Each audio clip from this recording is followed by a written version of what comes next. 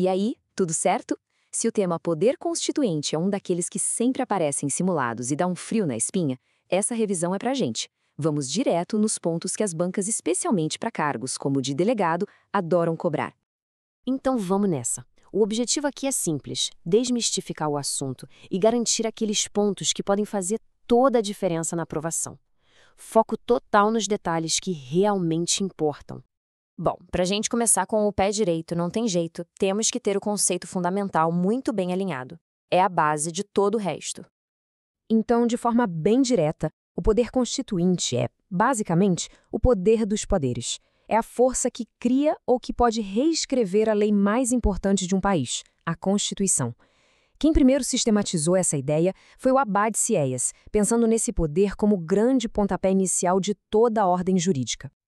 Ok, conceito entendido. Agora vamos ver a forma mais pura, mais, digamos, absoluta desse poder. O chamado poder constituinte originário, o famoso PCO. O PCO tem 4 características que são a cara dele e que vivem caindo em prova. Ele é inicial, ou seja, ele começa um estado jurídico do zero. É autônomo porque a sua força vem dele mesmo, não de uma lei anterior. É incondicionado, pois não precisa seguir nenhuma regrinha ou procedimento para existir. E, por fim, é ilimitado do ponto de vista jurídico. É uma força de ruptura total.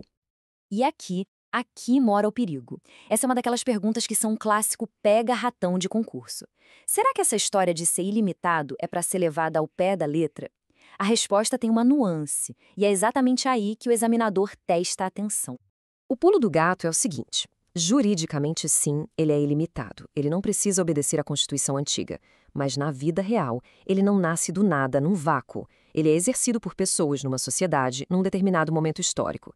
Então, claro que valores sociais, a cultura daquele povo e até princípios do direito internacional acabam influenciando e, na prática, limitando esse poder. Beleza, já vimos o poder que cria tudo do zero. Agora, e depois que a Constituição já existe? Aí entram em cena os poderes que nascem dela, os poderes que ela mesma cria. É o poder derivado. A diferença aqui é gritante e fácil de entender com uma analogia. O poder originário é o arquiteto que projeta um prédio do zero. Já o poder derivado é o engenheiro contratado para fazer uma reforma. Ele pode mudar muita coisa, mas tem que respeitar a estrutura, as vigas mestras que o arquiteto definiu. Um cria, o outro reforma. Mas atenção! Não dá para colocar todo o poder derivado no mesmo saco. Ele se divide em 3 tipos: o reformador, o decorrente e o revisor. Cada um tem uma função específica e as bancas adoram misturar as atribuições deles para confundir. Então vamos separar tudo direitinho. Então, bora mergulhar em cada um deles, começando por aquele que desenha o nosso mapa federativo. O poder decorrente é o que permite aos Estados-membros terem suas próprias constituições. Mas aqui, atenção máxima. Anota aí, esse poder é dos estados. Municípios? Não. Municípios se organizam por lei orgânica. Essa distinção, que parece simples, derruba muita gente boa na hora da prova. Agora, um quadro que é pura memorização. Não tem jeito. A comparação entre o poder reformador, que é o das emendas constitucionais do dia a dia, e o poder revisor, que foi um evento único lá em 1993. As diferenças de quórum, de turnos de votação, de tipo de sessão, cada linha dessa tabela é uma questão em potencial. Foco total aqui.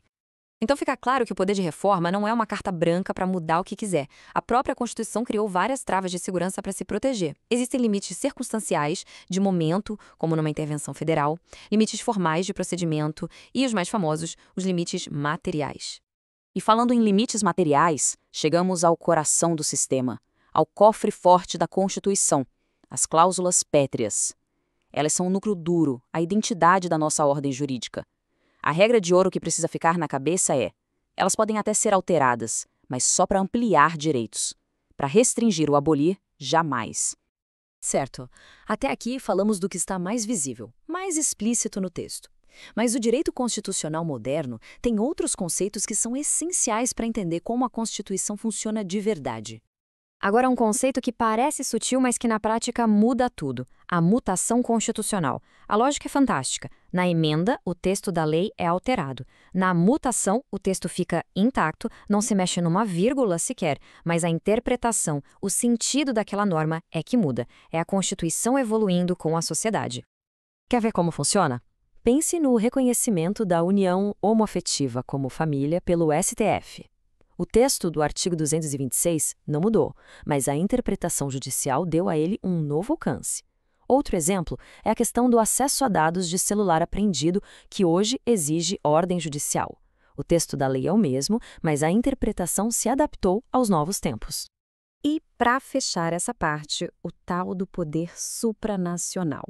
Essa é a ideia de que normas internacionais poderiam estar acima da nossa Constituição. É um debate importante no mundo, mas, para o que interessa na prova, a resposta é clara.